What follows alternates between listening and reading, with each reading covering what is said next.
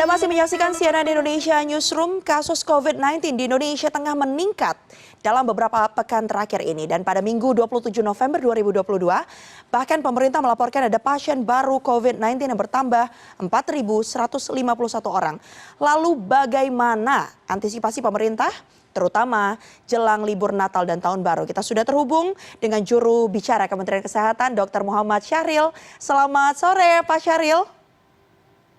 Ya, selamat sore, salam sehat semuanya. Salam sehat bagi kita semua dan semoga semuanya juga bisa dalam kondisi sehat ya Pak ya. Mengingat kasus COVID-19 ini di Indonesia sedang meningkat lagi. Sebelumnya kita tahu bahwa Menteri Kesehatan Budi Gunadi Sadikin ini sudah meminta masyarakat terutama untuk bisa bersiap nih Pak menghadapi peningkatan COVID-19 dalam waktu dekat.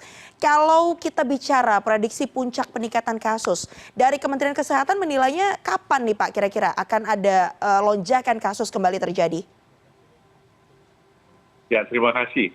Jadi, pertama, kalau ini kan pasti ada.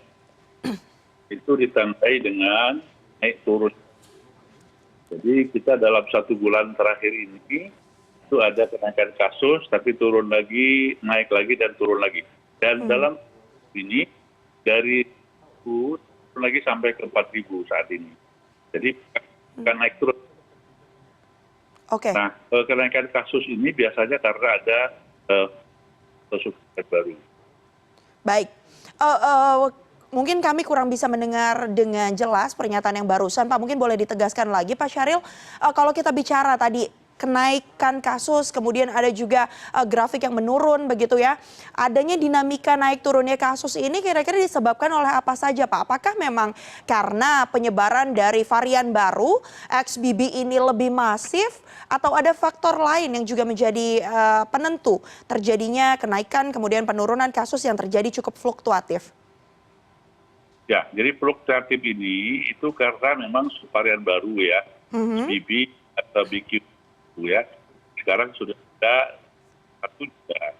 Yang kedua, ada faktor memang ada cara dalam disiplin melaksanakan protokol kesehatan. Nah, kedua yang menjadi sebab naik turun kasus di Indonesia.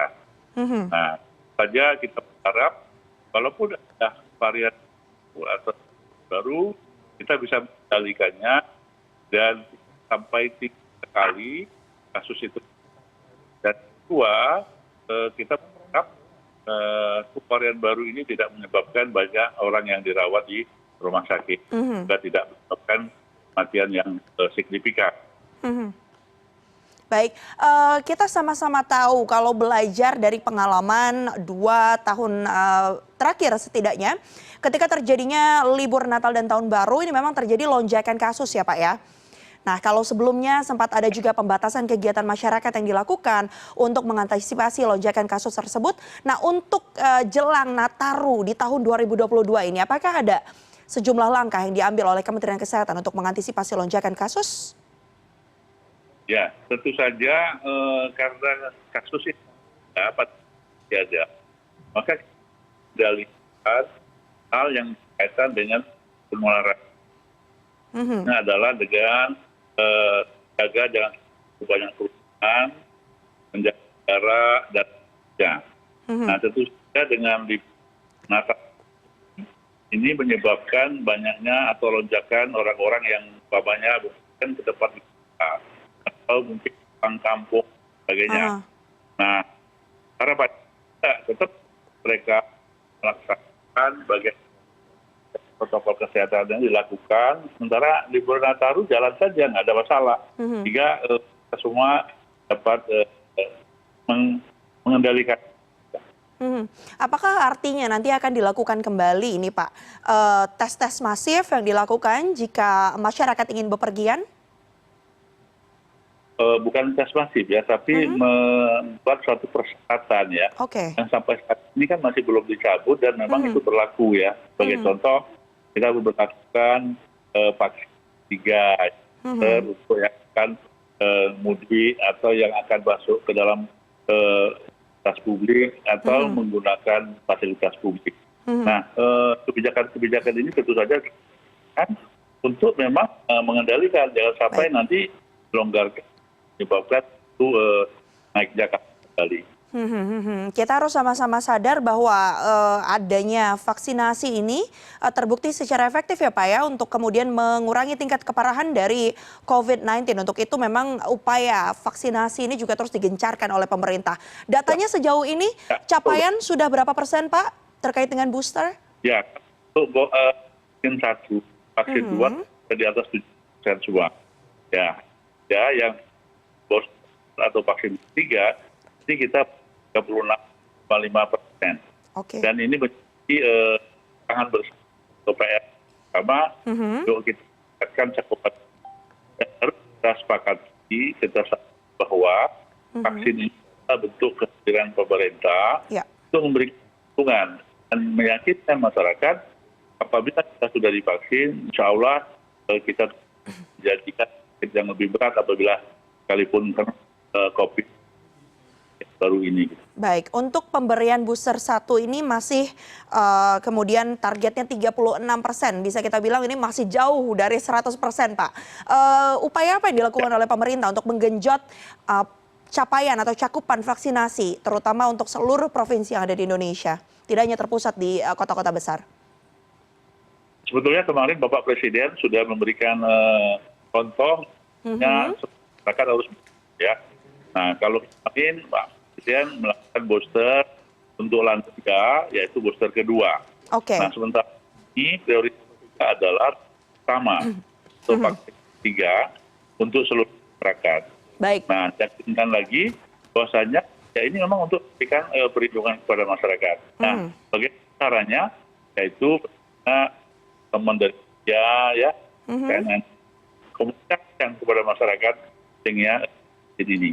Dan tentu saja peran beri polisi, kemudian swasta, media, dan tokoh masyarakat, sama mana sentra vaksinasi, sentra vaksinasi, atas pelayanan tempat menjadikan tempat untuk pelayanan booster, ya. Baik. Dan tentu saja terakhir kita melakukan cara jemput bola, mendatangi orang yang sasaran. Dan yang terakhir, yang penting bagi kita sampaikan, lansia dengan COVID terutama, ini menjadi pertama baik booster maupun booster kedua. Untuk itu harapannya pada semua yang mempunyai tua, yuk kita berikan perhatian khusus kepada orang tua kita agar dapat booster, baik booster 1 maupun booster kedua. Baik, baik. Pak Syahril, singkat saja terakhir, apakah sudah ada rencana kapan kira-kira pemberian booster kedua selain bagi lansia dan juga tenaga kesehatan? Loh, kalau booster kedua, kesehatan sudah yang lalu. Sebentar yang bagi masyarakat umum, Pak? Jokowi. Bagi masyarakat umum nanti kita setelah pertama ini betul-betul mencapai target yang kita harapkan. Baik, baik. Itu artinya memang perlu kesadaran juga dari pihak masyarakat untuk terus menerapkan protokol kesehatan. Dan bagi yang belum menjalani atau menerima vaksin booster, diharapkan bisa segera menerima vaksin booster. Karena memang itulah langkah yang bisa kita lakukan untuk sama-sama melindungi ya seluruh masyarakat Indonesia dari bahaya COVID-19 yang masih ada. Booster ini dilakukan di semua fasilitas pelayanan kesehatan. Gitu ya. Baik, baik. Itulah yang harus dilakukan kerjasama dari pihak pemerintah maupun masyarakat. Karena kita tidak boleh lengah ya Pak ya. Kasus COVID-19-nya masih ada dan kita lihat bahwa angkanya juga cukup fluktuatif, kadang meningkat tajam dan bisa menurun. Dan upaya-upaya tersebut yang harus kita lakukan terutama jelang libur Natal dan Tahun Baru. Terima kasih banyak Pak Muhammad Syahril sudah bergabung bersama kami di CNN Indonesia Newsroom. Sehat selalu, salam sehat Bapak. Salam sehat.